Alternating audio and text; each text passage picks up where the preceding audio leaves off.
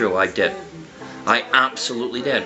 And as a matter of fact, when I had my Ram 1500, I actually drove the 300 miles to go personally deliver a gift to my mother up north from where we was at.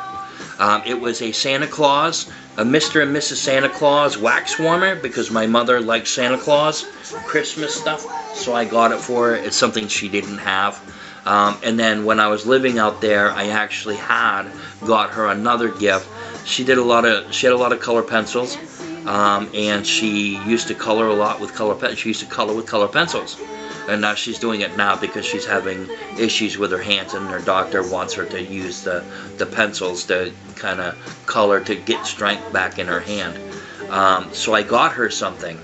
I did give it to her. A couple years later, she actually gave it back and said, "Oh, I got you something," which is this right here. I got this from my mother. My very first paycheck out there when I moved, because I used to do flagging work. And people think, oh, flagging is easy.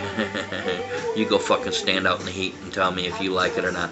But I got her this. This is a pencil sharpener. It's an antique kind of looking pencil sharpener. You charge it up, stick your pencil in there, and it comes out. The shavings come out here, and it just sets. It's just like really cool little horse and carriage.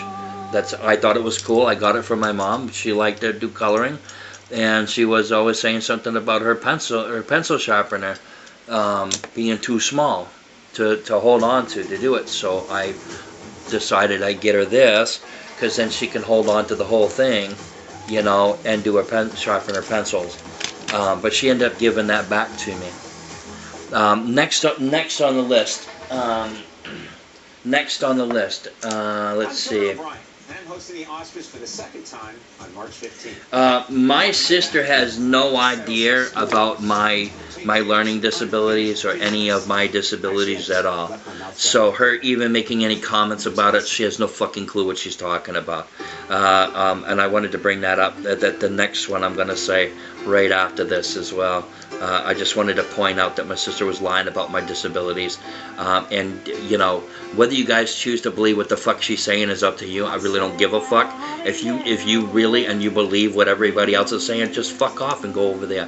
Because we're not going to have people like you over here. If you want to be an asshole and you want to believe that shit, you go and fucking believe that shit. And go 100% with it. Don't be doing no half-ass bullshit. You're either with me or you're against me, People either like me or they fucking hate me.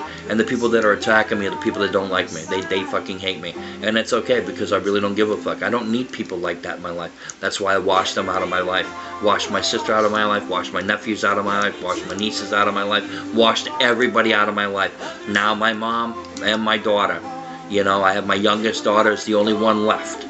If she ends up washing me out of her life because of all this shit, they're gonna be throwing parties for it, and it'll be at that moment where people are gonna push me too far, and I'm probably gonna snap.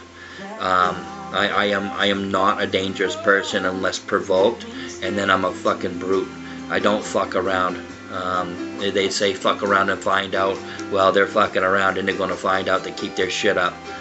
Next on the list is every 4 years, Social Security, SSA, Social Security Administration Office, calls me in to do a review, which means I have to go and I have to go talk to one of their professionals, one of their people, and I get reevaluated to see whether I need to continue to be on SSI or not. I have a learning disability. I am disabled.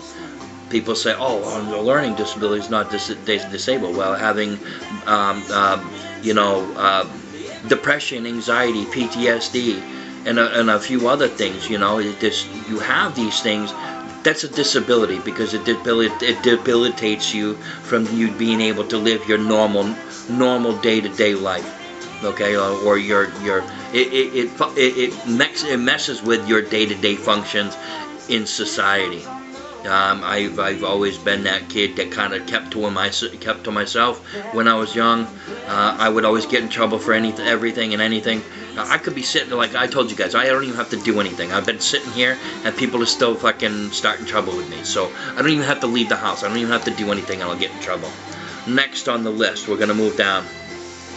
Let's see, 2 different times.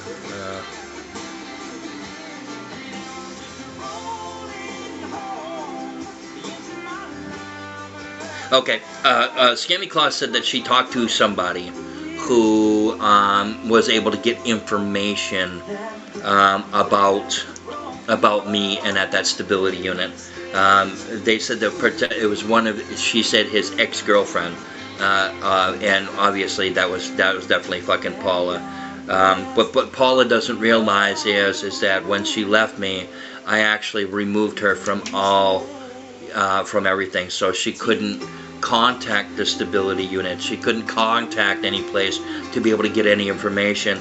If she did get information, it's a violation of HIPAA law. Yeah, that's my confidentiality. And I was in the stability unit. I don't give a fuck how many times these fucking people turn around and try to find it.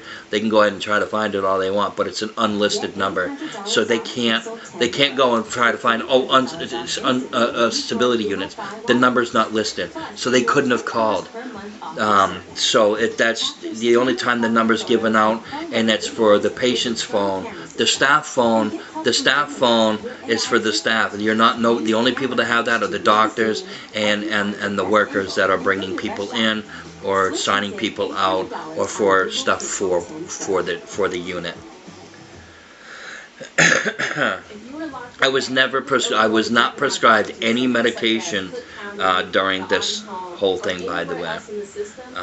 So yeah. Why is my pen not working? Did I just like burn out my pen? Must have held it too long or something. Yeah. Oh, there it is. Okay, next on the list. And I refused treatment from Sperwink, as my sister, or as they've already threw out my personal information anyway. I left at 16. I refused treatment there because